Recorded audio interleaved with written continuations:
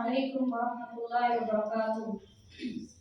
الحمدللہ رب العالمین والصلاة والسلام على رسوله الكريم، أما بعد، فقد قال الله تعالى في القرآن المجيد والفرقان الحميد: أعوذ بالله من الشيطان الرجيم، بسم الله الرحمن الرحيم، ولا تلقوا بأيديكم إلى التهلكة۔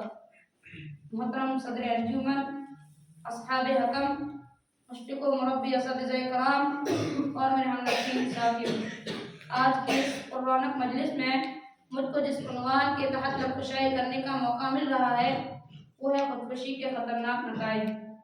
محترم سامعین، آئیے سب سے پہلے یہ جاننے کی کوشش کرتے ہیں کہ خودکشی کہتے کسے ہیں۔ لغت میں خودکشی کے لیے کئی الفاظ استعمال ہوتے ہیں، جیسے اپنے تئیں آپ مار ڈالنا، آپ گھات، آتم گھات، قتل نفس وغیرہ۔ محترم ساتھیوں، خودکشی کسی بھی صورت و حالت میں جائز نہیں ہے، یہ بالاتفاق حرام ہے۔ اللہ تعالیٰ کا ارشاد ہے: وَلَا تَقْتُلُوا أَنفُسَكُمْ إِنَّ اللَّهَ كَانَ بِكُمْ رَحِيمًا۔ تم اپنے آپ کو قتل نہ کرو، یقیناً اللہ تم پر نہایت مہربان ہے۔ یعنی خودکشی نہ کرو، اپنے آپ کو اپنے ہاتھوں قتل نہ کرو۔ اور دوسری جگہ اللہ تعالیٰ نے ارشاد فرمایا: وَلَا تُلْقُوا بِأَيْدِيكُمْ إِلَى التَّهْلُكَةِ، اور اپنے ہاتھوں ہلاکت میں نہ پڑو۔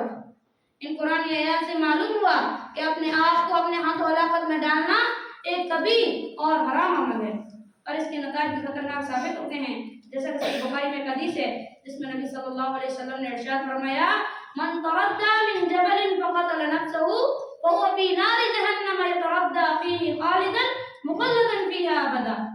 جس شخص نے خود کو پہاڑ سے گرا کر ہلاک کر دیا تو وہ دوزخ میں جائے گا، ہمیشہ اس میں گرتا رہے گا اور ہمیشہ ہمیشہ ہی رہے گا۔ بہرحال جو شخص خودکشی کرتا ہے تو اس سے عقیدے کی کمزوری لازم آتی ہے، اور اس سے یہ بات لازم آتی ہے کہ اس کا قضاء و قدر پر ایمان نہیں ہے۔ جبکہ اللہ تعالیٰ نے جو مصیبت و پریشانی تقدیر میں لکھ دی ہے وہ انسان کو لاحق ہو کر رہے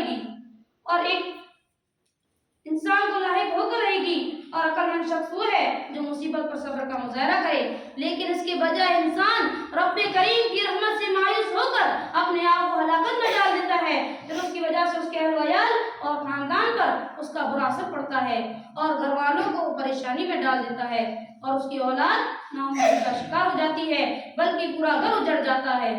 اب تو گھبرا کے یہ کہتے ہیں کہ مر جائیں گے، مر کے بھی چین نہ پایا تو کدھر جائیں گے۔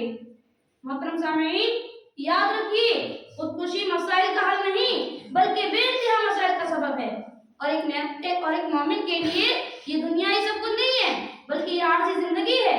اصل زندگی تو موت کے بعد شروع ہوتی ہے، اس لیے یہ زندگی چند ایام کی ہے جو کبھی مشکل اور کبھی آسانی کے ساتھ گزر جائے گی۔ زندگی میں کبھی مایوسی کا شکار نہ ہو، اللہ تعالیٰ کا وعدہ ہے: ان مع العسر یسرا۔ اگر مشکلات ہیں تو آسانیاں بھی پیدا ہوں گی، اندھیرے ہیں تو اجالے بھی ہوں گے۔